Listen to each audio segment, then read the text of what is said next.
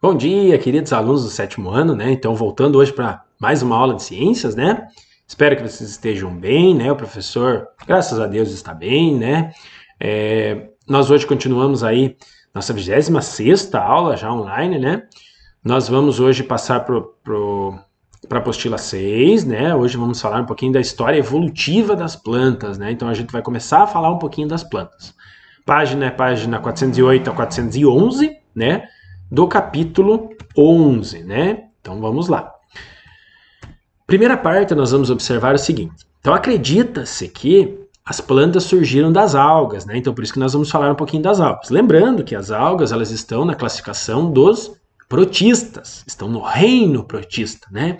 Então as algas são seres normalmente microscópicos, vivem em água, né, salgada ou água doce, e foram, acredita-se, né, os ancestrais das plantas que nós conhecemos hoje. Mas nós vamos falar aí na sequência. Primeiro nós vamos falar um pouquinho das algas aí. Nós temos algumas características gerais. Então são organismos autótrofos fotossintetizantes. Isso quer dizer o quê? Produzem seu próprio alimento através da fotossíntese. Aí está o pulmão do mundo, pessoal. Não é a Amazônia o pulmão do mundo. São os oceanos. As algas produzem muito mais oxigênio do que elas consomem. Então, elas sim são consideradas o pulmão do mundo, né? Elas que trazem oxigênio para nós. Podem ser unicelulares, uma célula, ou muitas delas, né? Corpo delas nós chamamos de talo, né? A estrutura do corpo, então, das algas. Vivem no mar, lagos, rios ou superfícies úmidas. Tem que ter água, certo? Possui substâncias de reserva, microscópicos ou macroscópicos, tem algumas que são grandes, podem atingir quilômetros de extensão, né? E outras que a gente enxerga só no microscópio. Reprodução sexuada ou assexuada, lembram? Sexuada, troca de gametas, ou assexuada, fazem as duas, né? Algumas unicelulares agora que a gente vai conhecer, algumas algas unicelulares. Possuem apenas uma célula normal, né? Fazem parte do plâncton, né? Então normalmente ficam na parte mais superficial. São responsáveis pela maior parte da produção de oxigênio mundial, aquilo que nós falamos, né? Considerados o pulmão do mundo. A base da cadeia alimentar, então é a partir dela que os outros seres vão se desenvolvendo, vão sobrevivendo, né? Então elas são a base, o ápice, a parte...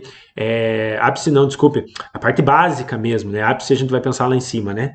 Então são a base para que os outros vão se desenvolvendo em cima das algas aí, tá bom? Em cima, entre aspas também, né? Se utilizando dela.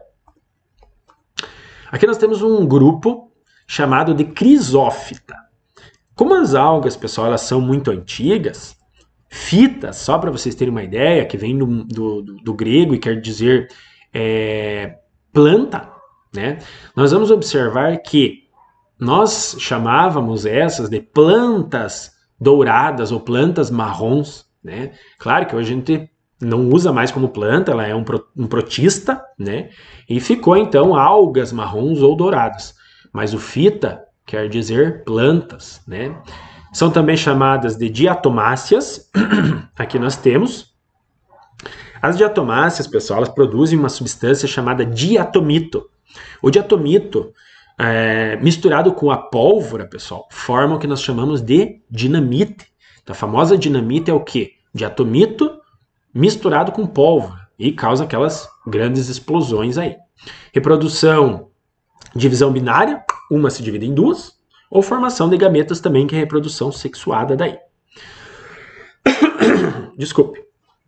As dinoflagelados ou pirrófitas, de novo, fitas ali, né, com pH, né, que vem normalmente de considerações lá do latim, né, e do grego, né.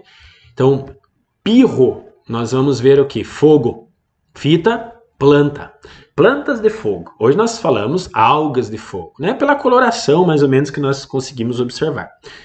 Podem ser fotossintetizantes e heterótrofos. Então quer dizer que elas produzem seu alimento, mas elas podem consumir também. Maioria marinha, são marrons avermelhadas, possuem 2 flagelos, né? Algumas espécies têm a capacidade de emitir luz. Teve um filme, vocês devem ser novos, assim, não assistiram, mas As Aventuras de Pi. Era um filme que mostrava, assim, várias dessas algas tendo uma coloração, assim, emitindo luz, bem bonitas durante a noite. Ficava, assim, o mar parecia como se fosse um pisca de Natal. Bem interessante, bem legal. Euglenófitas são algas bem comuns, são as chamadas algas verdes, né? Maioria de água doce, nós encontramos em riozinho, córrego, né? Então elas têm um flagelinho assim bem pequenininho e elas se movimentam aí através desse flagelo. Fotossintetizantes, fabricam o seu próprio alimento. Divisão binária, forma de divisão, né? Pode ser de água doce ou salgada. E o exemplo principal é a chamada euglena, né? Essa, se a gente tivesse no laboratório, dá pra gente ver isso em microscópio. Ela é bem comum e bem bonitinha, bem legal. Algas pluricelulares, já diz o nome, pluri, mais do que uma célula, né? São eucariontes, corpo denominado de talo, como nós já falamos, predominantemente aquáticas de água doce ou salgada, ou lugares úmidos, né? Pode se desenvolver em ambientes úmidos, reprodução sexuada e assexuada. A única coisa que diferencia principalmente é por ter mais do que uma célula. Clorofícias é um exemplo. Então essa que vocês verem aí na imagem é uma uva ou alface do mar, que pode chegar aí a dezenas, centenas de metros, né? Vai formando como se fosse um cordão, por ser, claro, multicelular. Se fosse unicelular, não teria como formar isso, né? Então são algas de cor verde, clorofila como pigmento principal, parede celular com celulose e reserva de amido, né? Vive em água doce, salgada e em locais úmidos, mas principalmente marinhos, né? Aqui nós temos as feofícias, que são as algas pardas, né? Ou feófitas também, que nós falamos, plantas pardas, que no caso são algas, né? Pigmento é uma estrutura diferente da clorofila verde, por isso que dá essa cor meio parda, é a chamada fucoxantina. Não é muito comum a gente escutar, mas nós temos. Ó. Marinhas podendo chegar a 100 metros de comprimento, veja, bem grandes. A grande algas também chamadas de kelps.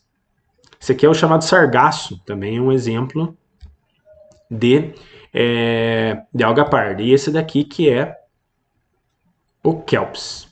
Utilizado na fabricação de sorvete, então quem come sorvete pode ter alga, cremes dentais, pudim, pasta de dente, né? Cremes em geral, tem essa alga parda, né? São utilizados aí na fabricação de alguns componentes aí, principalmente as gelatinas que nós conhecemos são formadas a partir aí desse tipo de algas. Antigamente a gente achava que era do couro do boi, né? E hoje a gente sabe que são de algas.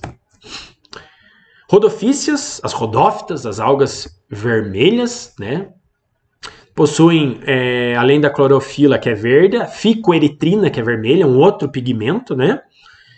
Causa as marés vermelhas, né? Isso muitas vezes produz algumas toxinas, né? Que causam a morte de alguns peixes também.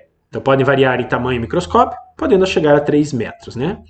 E nós temos a pórfira, que é utilizada para fazer sushi, sashimi, não sei o que mais, xixi, né, que muitos gostam, né? E aí nós temos essa alga que vai em volta, né, do chamado sushi, que muitos apreciam aí, tá bom? Então eles cozinham a alga junto com o arroz, não sei se é bem isso, alguém que conhece bem, cozinham para deixar o arroz um pouco mais papa, né? E depois enrolam e cortam, e aí nós temos uma comida bem apreciada aí.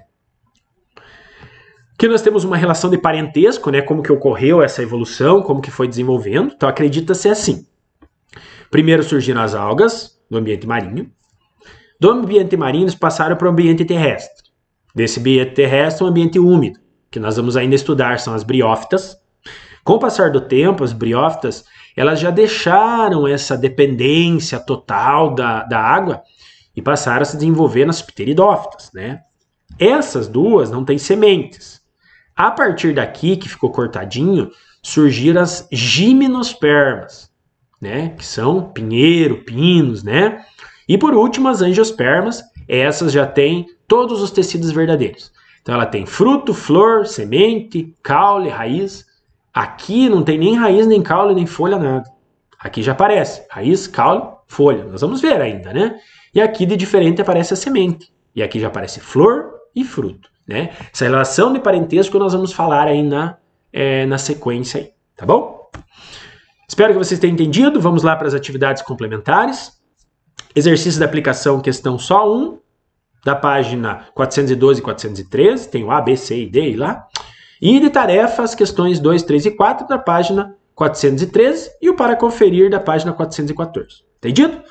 Terminou, pessoal? Não esquece, manda fotinho pro professor lá para as atividades de vocês valerem nota, senão vai ter muito susto aí no final do bimestre, que tem gente que não me mandou nenhuma atividade até agora, certo? Façam isso, tenha esse tempinho, faça as atividades, já tira uma foto, já manda pro professor, o professor já vê, já marca ali, lá no final do bimestre a gente tem uma notinha para vocês. Certinho? Espero que vocês tenham gostado, espero que vocês tenham entendido. Qualquer dúvida, comunica lá ao professor que a gente explica para vocês, tá bom? Tchau, tchau, até a próxima aula.